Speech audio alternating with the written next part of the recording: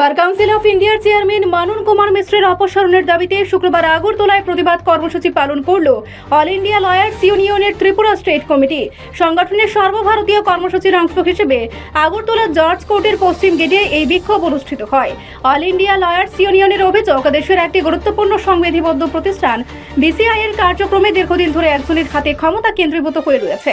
সংগঠনের দাবি, কাউন্সিলের যৌথ সিদ্ধান্ত গ্রহণের পরিবর্তে ব্যক্তি নির্ভর কর্তৃত্ব প্রতিষ্ঠার প্রবণতা নিয়ে আইনজীবী মহলের উদ্বেগ রয়েছে।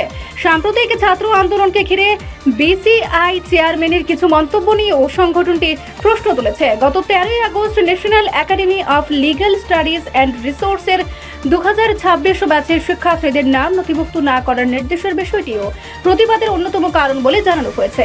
অল ইন্ডিয়া লয়ার্স ইউনিয়নের বক্তব্য, এই ঘটনায় বিসিআই এর গণতান্ত্রিক ও প্রাতিষ্ঠানিক কাঠামো নিয়ে প্রশ্ন দেখা দিয়েছে।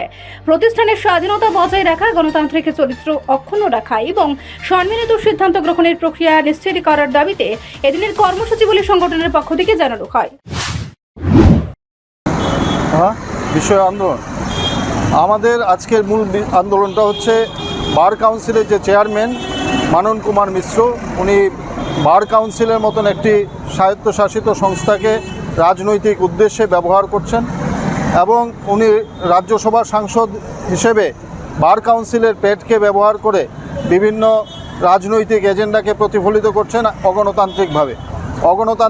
নালসার ছাত্ররা যে সিদ্ধান্ত নিয়েছিল যে বার সুপ্রিম কোর্টের বিচারপতির কনভোকেশনের প্রোগ্রামকে বয়কট করার, এরকম সিদ্ধান্ত ছাত্ররা নিতেই পারে, কারণ ভারতবর্ষ একটি গণতান্ত্রিক দেশ।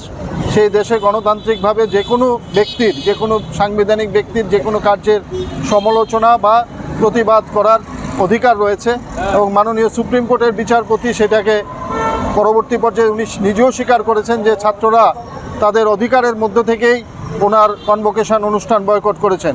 এতৎসত্ত্বেও বার কাউন্সিলের চেয়ারম্যান মানন কুমার মিশ্র ব্যক্তিগতভাবে রাজনৈতিক উদ্দেশ্য প্রণোদিত হয়ে নালসার ছাত্রদেরকে আইন পেশায় যুক্ত হওয়ার বা আইনগত যে অধিকার সেটার বিরুদ্ধে উনি ব্যবস্থা নেওয়ার জন্য আদেশ দেন বার কাউন্সিলের পেটকে ব্যবহার করে।